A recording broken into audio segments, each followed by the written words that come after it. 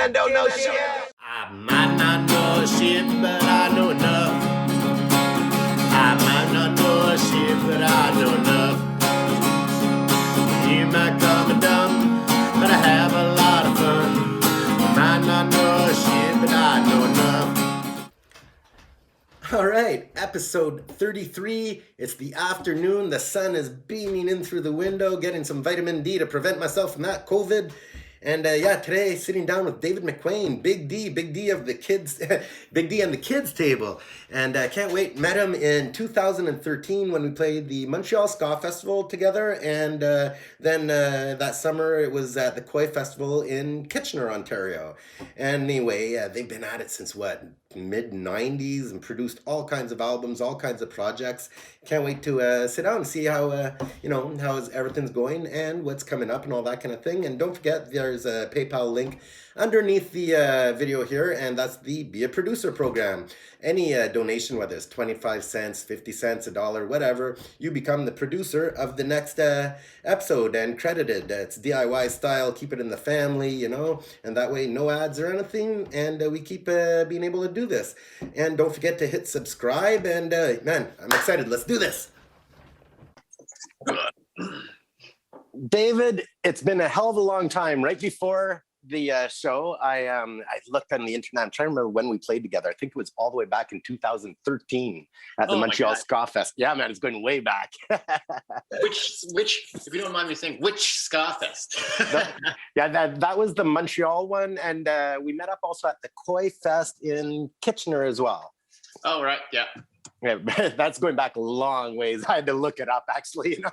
It is so funny. It's like, I think it's coming up on 24, 25 years the band's been doing stuff. So, man. That's crazy. Hey, before we continue, you might want to tilt your camera up a little bit. It's cut off the eyes there. There we go. Is it okay if I don't have headphones? Or? Yeah, absolutely. I don't hear an echo, so it's fine. Okay. Yeah, man. You guys have been playing and on the road for I don't know how many years, but when you started first hitting the road, around what, we're talking early mid-90s about? I would say that the band started 1996, and I think we realized that for every band it takes a little while to get your foot in the door. Right. It's always that first club gig that's the hardest. But once we kind of lucked out with that first gig and realized that if you can't get gigs, just book your own. That moment where you're like, if promoters don't like us, why don't I just be the promoter? Absolutely. And so once we figured that out, 97, 98 or what around, and then we just started going crazy. Well, that's it. I mean, I was kind of looking at the albums. So I know a few of your albums, not every album. Yeah, I just counted. There's 13, so it's understandable. Well, that's it, And when you... you're talking about how you booked your own shows and stuff like that. I imagine starting out probably the way most of us did too. It's probably your own recordings as well. Yeah, our guitar player, the first record was called Shot by Lammy, and his name is John Lammy. And the shot, even though it looks like we mean a photo, it was just playing FIFA. And they're always shot by Azola, shot by right. It was just shot by Lammy. And he's just one of those, we all know him, amazing engineers. And so, yeah, our first two records were recorded by him, our guitar player, with the other guitar player, Sean P. Rogan. And we just paid him $300 and some beer, and we just recorded when the studio was closed. Right. Now that's the way to do it. I think it's rare that people record in a professional studio with somebody else handling it right at the start. It's like you say, often the first step in is DIY. I think a lot of musicians would agree that it's not even good for you.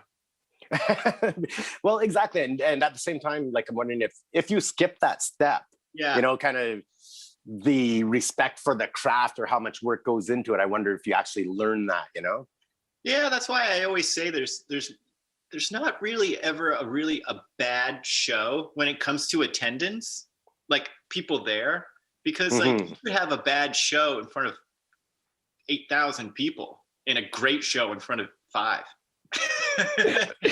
You know which one they'll be talking about, right? Yeah. So I think it's good. I think it's good because also raw recordings, we can't throw out the window the greatness in a raw recording. Mm-hmm. I'm trying to make it work. Oh, absolutely. Absolutely. And, it's probably part of the journey and the process, I guess, to finding your sound as well. Even if you don't get exactly what you want at the start, still being involved in the process, I think probably does have an impact when you are working with people in the future. Yeah. And some of my favorite moments are like for the records we're talking about, you forget that there's no, like someone you didn't do it to a click. You know what I mean? Right. It's not, it's just on tape. And so you realize later that if there's a pause, that later everybody just has to feel it like an old video game recorder, like a controller. It's not a 2-second pause. It's like a 2 second and 3/8 pause. Well, exactly. And I think it is probably one of those great debates, the whole, how everything now is done with the click track. And there's a lot of, positives to that. Some people might say you lose feel in different things, and, they're both probably right. Yeah. But it definitely is something though, Well, I say real quick, if you don't mind, I noticed in the studio, the jibber jabber changed. Usually back before Pro Tools, what you used to hear when people were recording to tape is, shut up. I know. Just play it again. I can do it. I know. Shut up. I can do it. Just play it again. Play it again. And now you hear, nope. Is that enough? Can you fix it? That's so true. It's the difference between I want to get it because it means something to, am I done? Absolutely. And I remember times where, a producer would be like, oh man, it's good enough. I can go from there. And you almost have to fight with them, say, no, I want to get a better take. I want to do it. Yeah, exactly. I have a feeling a lot of people feel like that, but then at the same time, the producers and other people are also looking at the time in the studio, right? That's true too. But that's not to, I just love talking about it, but that's the thing about rehearsals. You're so rehearsed that you kill it. Yeah, it's so true. But I don't know if you've been doing any recording during COVID or not, or how you're keeping busy. But I know, here we are getting ready to record a new album, but we're not able to jam as much and get it as prepared as normal because, at certain points we just can't get together, for safety reasons. Do you know, I got to say, Big D did the basics for our new record before the Real Big Fish Keep Flying. If you don't know the band Keep Flying, the great tour we did last February, March. And then when we were going to get back from the tour, we were going to do the horns in vocals, but the tour ended on Sunday and the lockdown started on Monday. So it's like perfectly terrible. And so what I was going to say is we had to reschedule the horns, but the lockdown made us all have those weekly Zooms. And right. I think the lockdown even though we weren't together physically, somehow the lockdown brought everyone closer, because I don't know, it helped the record. It's interesting to hear that because the lockdowns did have impacts, in some ways negative, some ways positive. Some people are happy to have time. Yeah, I have the secret thing. I know that COVID is a very terrible thing, so I'm not taking away from that at all. But like you were saying, I've been touring, for almost 24 years straight. I've kind of loved lockdown. I totally get it. It's a forced vacation, right? Yeah, it's a forced vacation. I haven't been able to be an anchored home dweller, and it's beautiful. So it jammed up again. Listen, we're making pot cookies. I learn a little every day. It's bullshit. Absolutely. But again, it's part of that process. When you do play in a band or you're lead in a band, you learn all these little side skills at the same time, whether it's social media, whether it's recording or iPhone recording or whatever it is. I agree. Yeah. Did you always run your band yourself? That's a really good question. I've never been asked that question ever. I would say that it's funny because I just listened to a podcast with my buddy Sean P. Rogan, and he was interviewing a buddy of mine, Murph and Johnny, and they were talking about that I should answer yes because they're always like, Dave's always going. But I do believe Mark Flynn, one of the other valve trombone players at the beginning, he started, and we were just on the same wavelength. Like he started, we just went, we're the same. You know what I mean? So I think equal to he as well. But the Good Luck crew and the Strictly Rude crew, like, even though maybe I was the what if guy, and I was the don't worry, we can do it guy. I was like, we can do this. We can everything was all about like, if that person can do it, we can do it. You know what I mean? Well, that's great, but it takes somebody to drive for sure. Yeah, so I guess I was always the drive person, but you can't discount the people that naturally get facilitated to do things you can't do. Oh, absolutely. Like, I think that was one of the lessons I learned along the way as well. Like at the start, I wanted to kind of do everything, but then you realize there's people that are better at it than you that do it all the time, so it's, sometimes easier to, and better for better results to actually use the expertise other people have. Yeah. And I always try to tell, younger musicians, if you will, like, you should always keep doing it at least 99% yourself, because nobody's going to work harder for you than you. Even when you get signed to the label, you can't sheath your sword and be like, I'm done fighting. You're not. It's just beginning. Yeah, it's like you almost have to more. It's crazy out there. It's so true, though. It really is. That's well said. So when you guys started, that was in Boston, if I'm not mistaken. Is that right? Oh, yeah. Yeah. What was the scene like back then? Oh, man. So I would be on the younger side of the potent, beautiful Boston hardcore scene that was just going with Gang Green and Slapshot and Sam Blackchurch, Only Live the Witness. I was the young guy going, and this is just after the metal scene, so right. So then once I was going to these hardcore shows, I saw the Boston's, and that's what turned me on to like kind of ska and stuff. But it's just that romantic story that everyone could go on and on about. It was just beautiful. Everybody knowing each other, just the, there's not to do this too for the poor millennials and the Gen Z, but there was no cell phones, so everyone would just talk. Even if you didn't know someone, if you saw them enough, there was a head tilt. You don't even know the person's name. Do you know what I mean? I mean, there was this one show that a Clutch show back in the day that I think like some of the old gangs that are probably still around, I was going to get my ass kicked. It was being kind of like said throughout the ass kickers that we're going to get this guy. And somebody who just kind of knew me from around was like, I think you just got targeted. You might want to step back. And I'm like, yeah, all right. Like people helped each other. Like it was just. Well, the whole social dynamic was like, I don't think people really realize to what, degree it has changed. Like, with just how people behave, let's say in a bar now that everybody has their social media is always in contact. It's definitely had an effect, on our interactions. Well, I always say the cell phone's the new cigarette. You know what I mean? And it's like, obviously cigarettes give you cancer. I'm not trying to say anybody should start smoking, but, and I've never smoked, but like, because I've never smoked, I've always envied the cigarette smokers because they always look so cool. Right. At the bar, everyone was kind of available to talk. I guess all I would have to say is their heads were up. Right. That makes sense. Yeah, that's well said. Their heads were up. So. Yeah. But it's funny because like I totally notice how people are so down and closed, all the time. You don't have that interaction between strangers in the same way. And I like a cat video just like the next guy. I mean, like, I love watching, like, look, this chicken took on these wolves and is nursing them. I love that stuff. Don't get me wrong. But, it's not very good.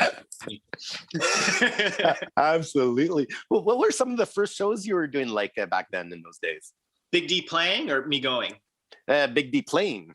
So the first show we ever did was opening up for Boxer because a band dropped off.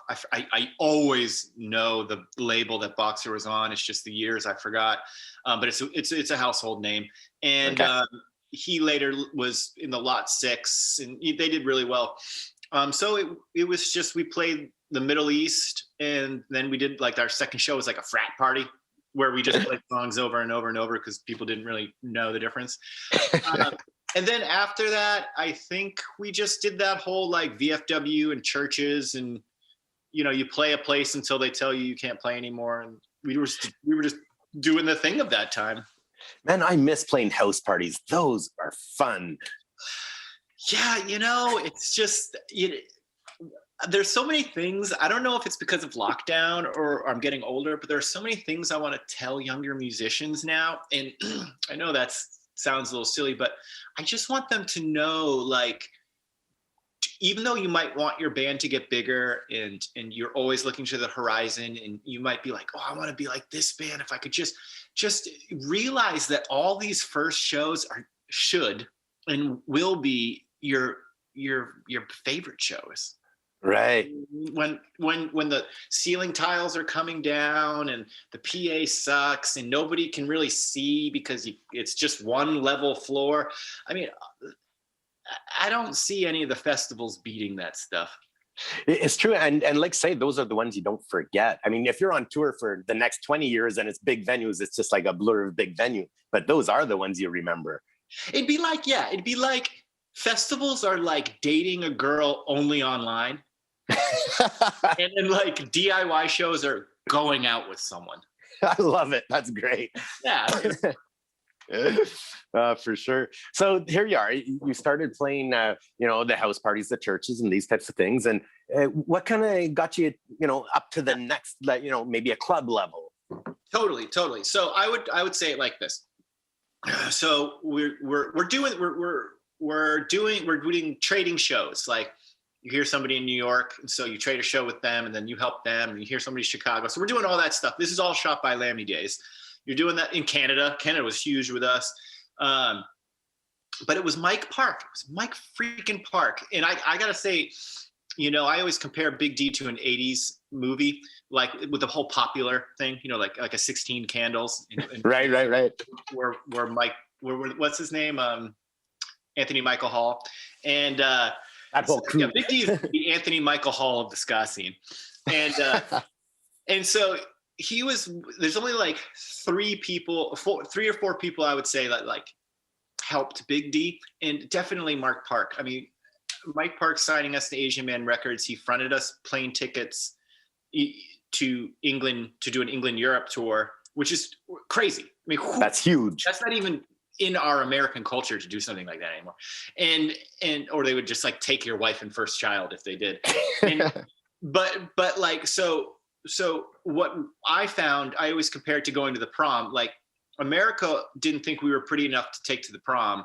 So, Mike Park had us go to England and Europe, and that's when we just engulfed ourselves, like Canada, in the England scene, and just made friends with the Foamers, Lightyear, Sonic Boom 6, like Hardskin, all these different bands. And we basically, for a whole bunch of years, just did our scene in England and Europe. That's fantastic, man. And there's something about going to Europe and just how they treat musicians differently than North America. I mean, that's a real thing, right? Yeah. I mean, when we played Reading and Leeds the first time, a joke is like, the biggest, to an American, the biggest, scariest punk rocker coming up to you, just and then going, all right, mates, we just want to make sure you're all set. We're going to have some beer come in a little bit, and then and you're just like, that's the sweetest guy I've ever met. It was the first time that I experienced like band dorms in Europe too. Bunkhouses, yeah. Oh yeah. Oh. It's amazing. But doesn't it also break your heart that so many American bands don't even know it exists? It does break my heart, and I think there's something to learn from it as well, as far as promoters go and building communities through that type of thing. Because often, like, I know in Europe, when they serve up a big table, and it's not always expensive food, but it's usually home cooked good food, and you'll be three bands eating together. Totally. I told.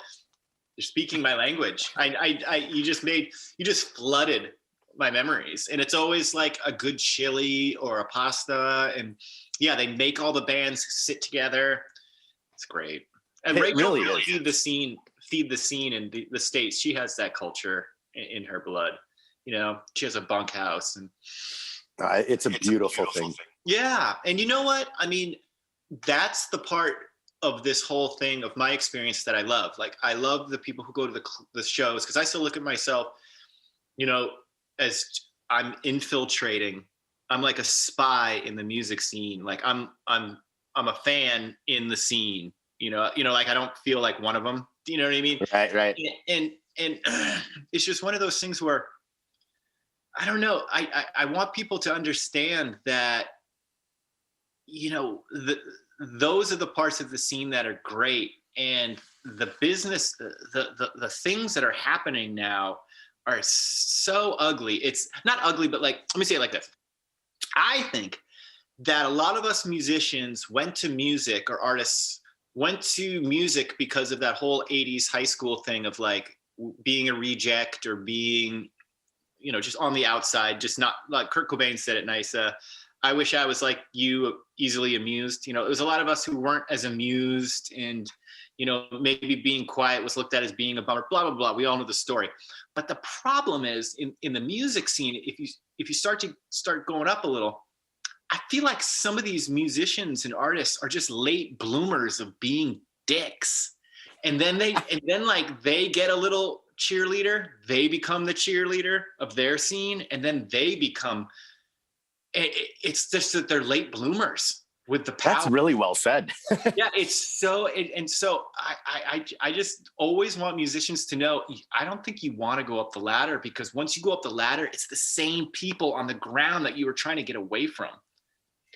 You know, I've never thought of it that way, and it makes perfect sense. It is. It is. And so I always look at Big D as like Anthrax, like of the metal scene. Like, we're always the small band opening up for the bigger bands. Do you know what I mean? The smaller of the big bands, though. Right. We can get on the gig. We can kind of get on the gig. It's the big five, not the big four, right? Music will be playing from noon to midnight, and we're on at 3. That's You know? right. We've been last on every comp that we've been on.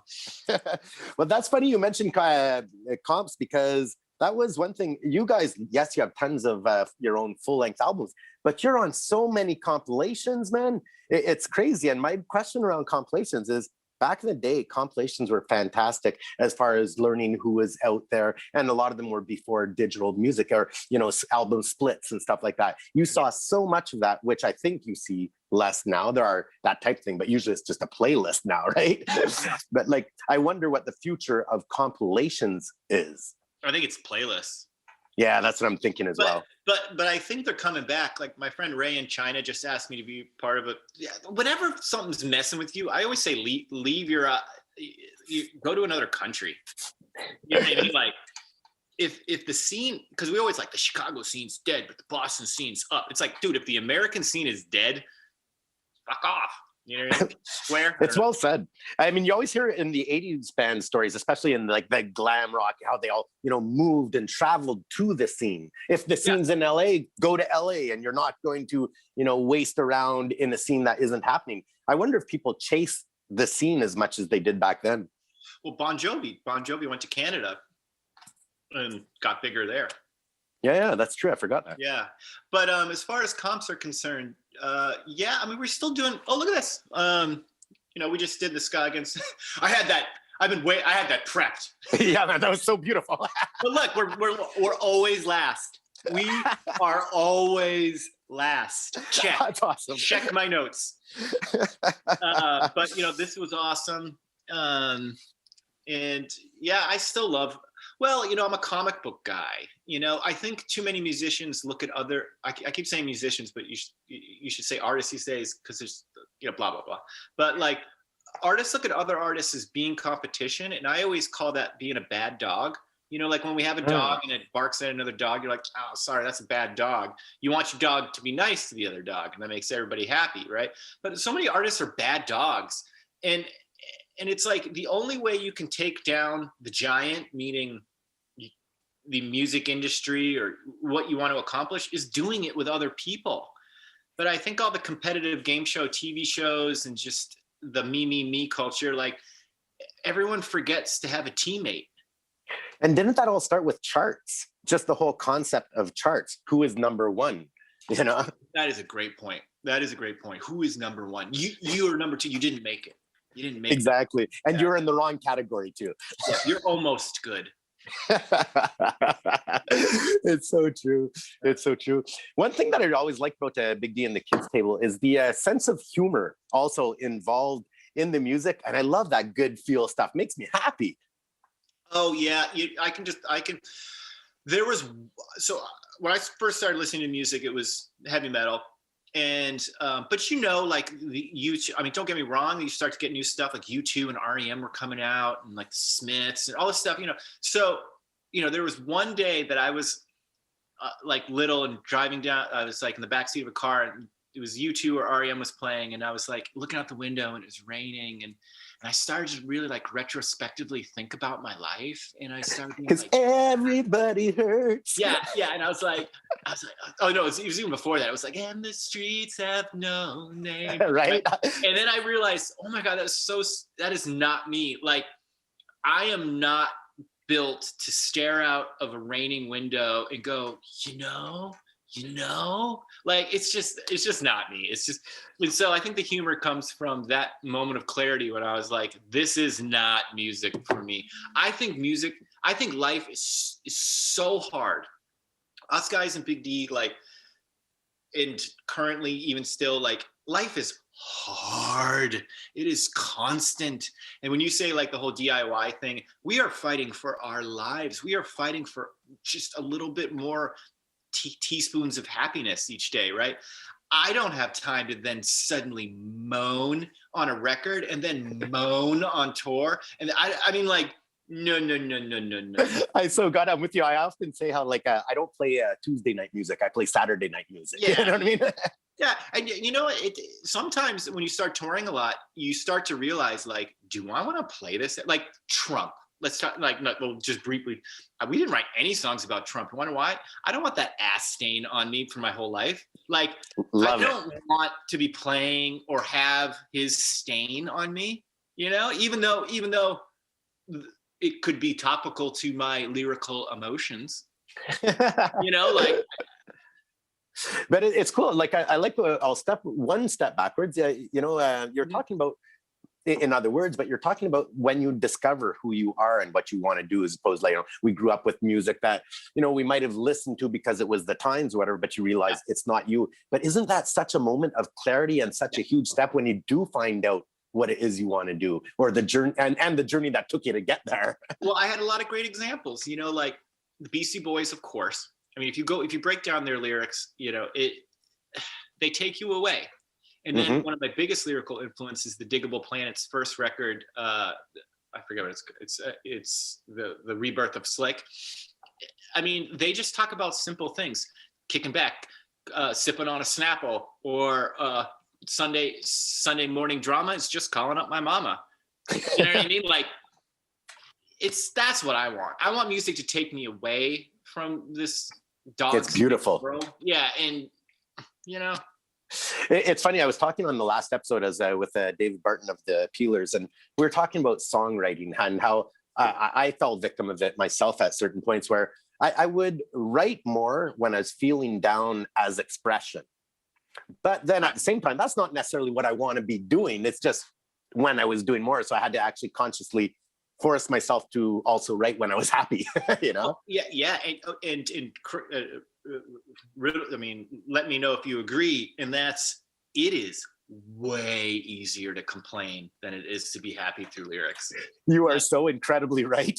That song LAX that people, you know, I like as well, but people kind of like said, hey, that's a good song. That was a one subway ride from work to home, one subway, writing in a notebook. I changed one word. You know what I mean? Because complaining is easy. And don't you also feel, though, the ones that come out so incredibly fast are often the better ones? You know, the ones I have to work on harder, they're not usually my number one single, you know? Yeah, but, you know, it's just one of the, you know, like, sometimes to be positive. And that's the problem with people think negative people are smart and positive people are dumb. And there couldn't be more wrong. That's so, man, those are words to live by. It's true. I've seen it going on. People who are like this, they're like, Kyle's pretty smart. You're like, no. It's so true. The quiet guy there that's all dressed in black and, you know, makeup on and stuff, you know, he's all alone, so he must be smart. I know exactly what you mean, you know? Yeah. No, it's wild. So here you are. Now we're at the club level in Boston. And Right. then you get out of Boston for the first time. Where are you going? Well, yeah. So I would say, you know, right when Big D really started to have enough momentum to really start pushing things is when ska just died. Aw. Well, don't. I think it's weird that ska is kind of popular and getting popular again because, which is great. Don't get me wrong, but like I like the shows of like, oh my God, they're gonna hate this. Let's do it. You know what I So mean? much, man. So much. On our The first whole time, we had a way song they called get a load of us. Yeah, man. On the first time, we had 2 reggae for punk and 2 punk for reggae. You know, it's like, fuck them all. Totally. And I always like the fact that we'll play a show and we'll be heavier than the heavier band, happier than the ska band. You know, like so there's all these things. And then the shows where you play that everybody loves you. I almost call those like entertainment shows. And Yeah. I'm not there to entertain. I'm not going on stage to entertain. I'm going on stage to play with my buddies. And you are very entertaining. Yeah, and you can watch if you choose to. You know what I mean?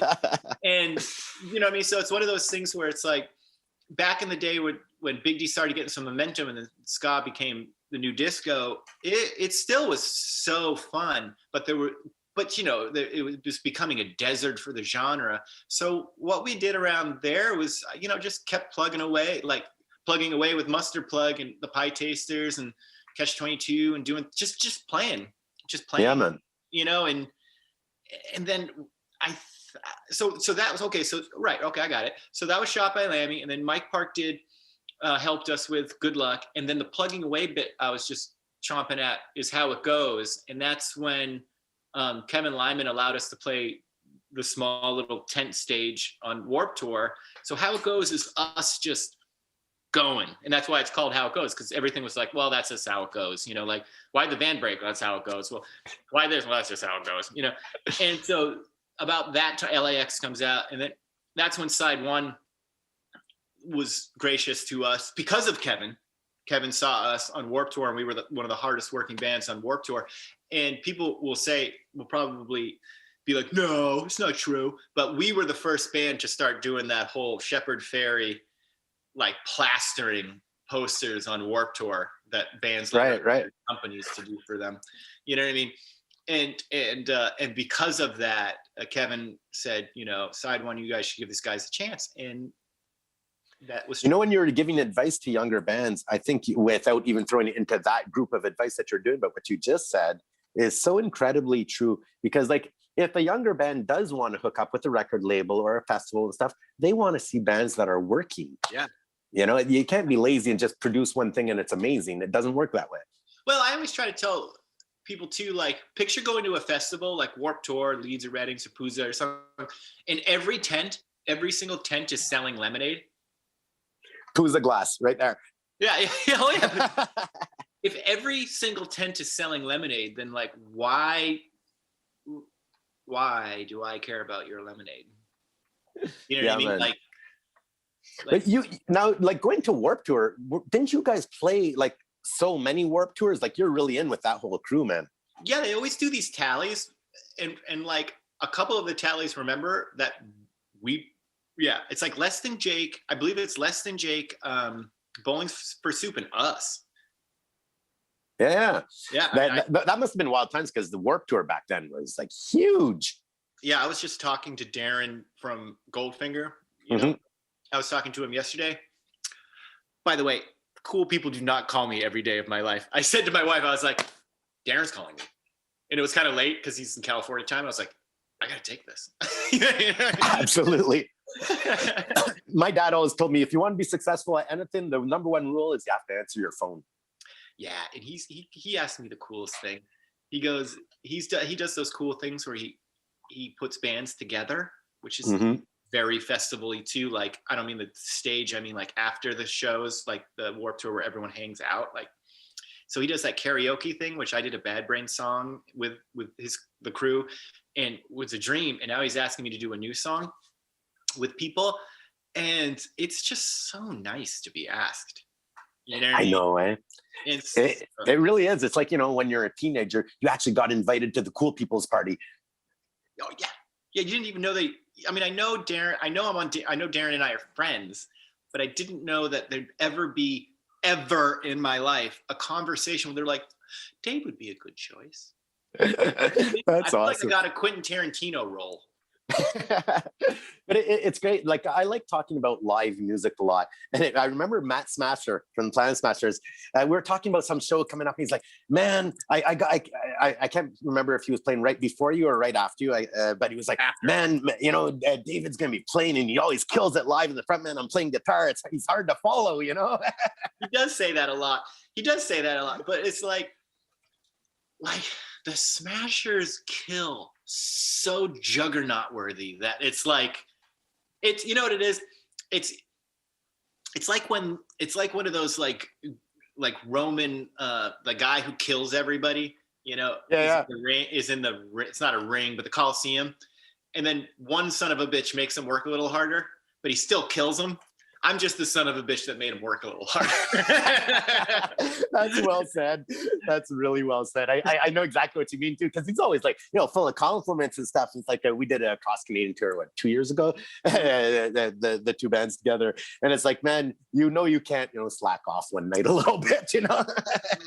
I would say my favorite nights like of my life are watching. These days, always the Pie Tasters, but the Pie Tasters, the Planet Smashers, and now these days, Real Big Fish on a tour, side stage. I'm done. Anthrax is packed up, and I just have like a beer or a Gatorade, and with my buddies, and I'm just watching them. You know, it's just so good. And don't you love that you're still sweaty from your own show, and maybe you make it, you know, the back aisle or side of the stage, you know, for the second half of the next band. You just get to breathe and take it in, you know. Oh, it's so crazy. It's such a nice little what a fantastic feeling. Yeah, absolutely. Hey, speaking of videos, we didn't even mention videos, but speaking of videos anyway. Yeah. Little Bit. Yeah. So talk that was about a feel good thing. That's perfect, because like it's perfect to bring up, because we were on tour with the Suburban Legends and Mustard Plug when we shot the first Real Big Fish. So like that's what we were doing, like you were asking, like during that time. And it was a perfect video. Like I love it. And then we were on Warped Tour, and the guitar player from MXPX, I think his name was Chris, saw it. He had to use the bathroom, and we had a tour bus then. We were sharing it, and he came on and was like, "What is this?" I'm like, someone was like, "Oh, the video." And he's like, "Well, I want you to do it again on Warped Tour." And the whole idea of doing it again was like, yeah, I guess we could. I mean, it's fun.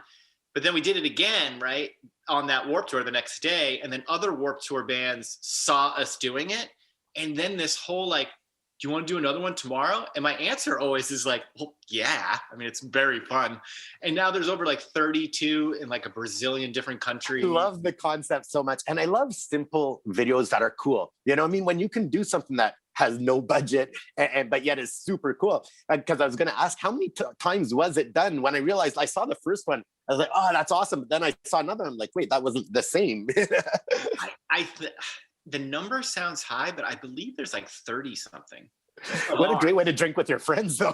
Oh, it's so good. The Sean P. Rogan said it really good one. It's good, clean fun. Like, and then when he said that, I remember saying back to him, I was like, you get to see on these musicians, like these musicians that are always doing like the pucker and squint, like, you know, you get to see genuine smiles from them. Like, it's the most you'll see your favorite band smile like they're 8.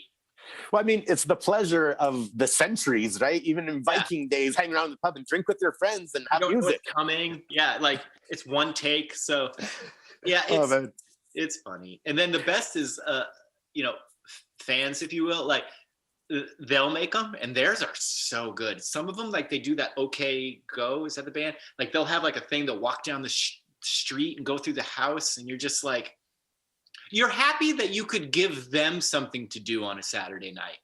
That's well said. Yeah, man. Like somebody was like, hey, want to shoot a little bitch video? And everyone's like, yeah, let's do it. And then they do it better than you. Oh no, you did it pretty good, man. A little waste of beer, but I mean, people are always like, sometimes people will be apologetic and be like, you know, like, would you do it? I'm like, guys, think of what I have to do. Right? I have a great song on and drink beer. Yeah, I mean, the worst thing I have to do is change my shirt after. That's awesome. So yeah.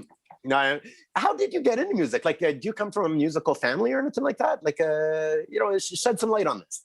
Oh, okay, that's fun.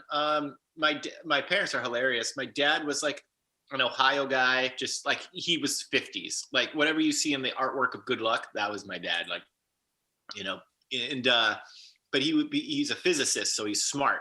And my mom was a Lynn girl in Massachusetts. Lynn, oh, are you still there?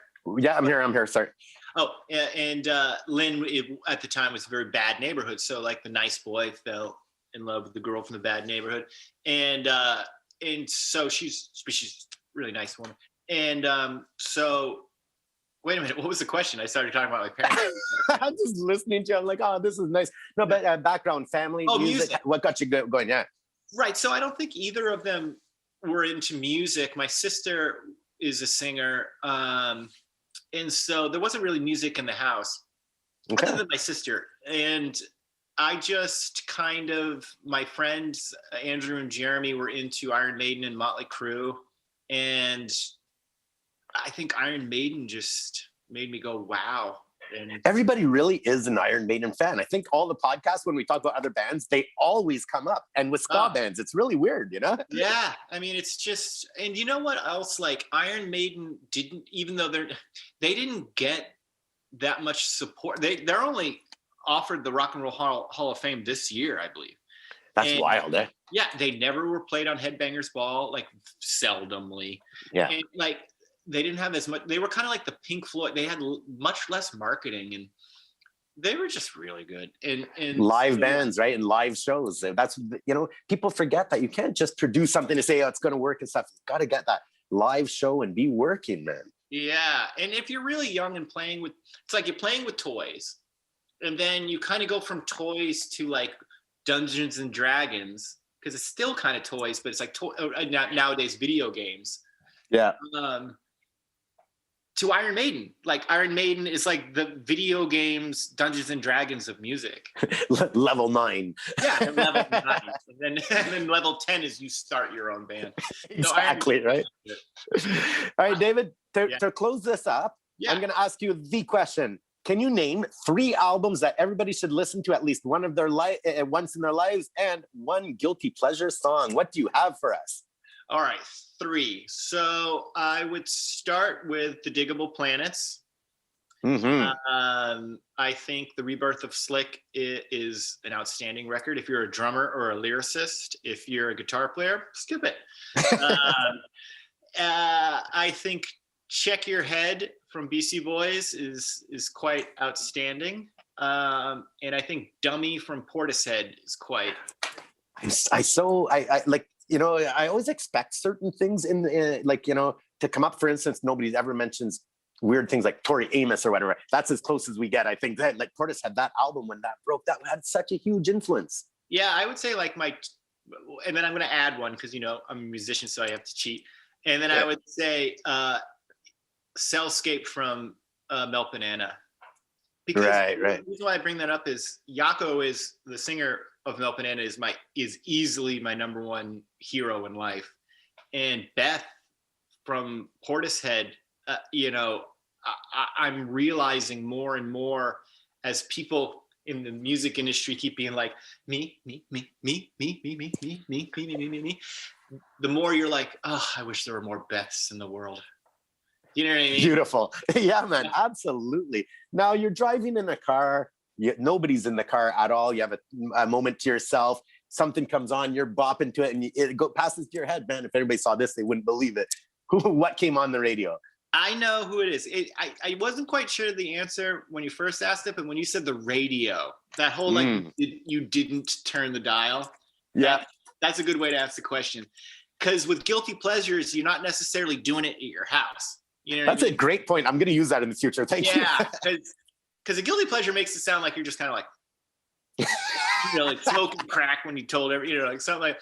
But I would say, man, I don't know the name of the band, but I can sing it. It's that whole. I usually know it, but the dun dun dun dun dun dun. Oh, Father of mine, where have you been? Turned around. You know that song. So you know the band. I don't. I really don't. But it's already locking in though. Yo, you walked away. It's the whole song is really well crafted. They're like jump into the ocean, and the song's about like, you know, his dad just never was part of his life, and he writes a song about it. Man, is it a motherfucker? I mean, it is like. Is it current? No, it's 90s. Yeah, no. It's yeah. Oh shit! You know what else? I just thought of the doped up Dollies. What is the deal with this? Because I heard some things that are super cool. Yeah. Well, have you not heard the record? No, not the whole album, but I've heard things here and there, like on YouTube type thing. Oh, the record. The best thing about the record is this. I intentionally. So the Doped Up Dollies are our backup singers that are friends. One's my wife, and we always wanted to be their backup band. But, right. You know, it was hard to get like 10 or 11 people together, and so I said, "All right, let's just do the record like this.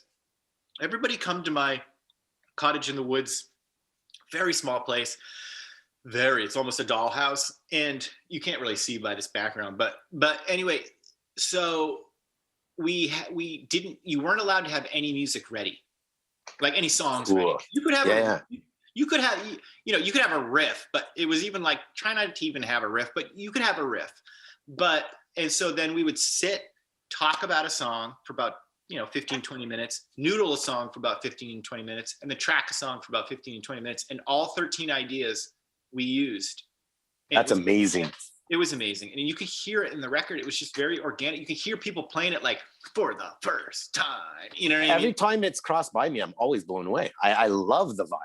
And doing that old school thing, I mean, it makes me think of those old recording sessions where they had the studio musicians and you know, nothing would get moved in the studio ever. And it was always the same. It's just like on the spot. There's something about that spontaneity that's incredible. Absolutely. And like the fact that when you were done recording, we just had mattresses up on the walls for sound absorption. And then you just put them down and slept on them. You know, that whole and so it's funny that you bring it up because the Dollies record was quite a couple years ago. But not that many, like 2 or 3 or more. And we're working on new material now. And what's really cool about the ladies, Saray Richardson, Erin McKenzie, and Brie McWane, Brie Finn, her whole name, is that they were young ladies then. And we made this record, and you can hear the trials and tribulations and the hopes and stuff of like them at that age. But all 3 of them want to put out a woman record this year. And the fact that like there is a difference between a young woman and a woman. I mean, absolutely. You know what I mean? You know what I'm saying? Like, yeah, here we are talking like we know it.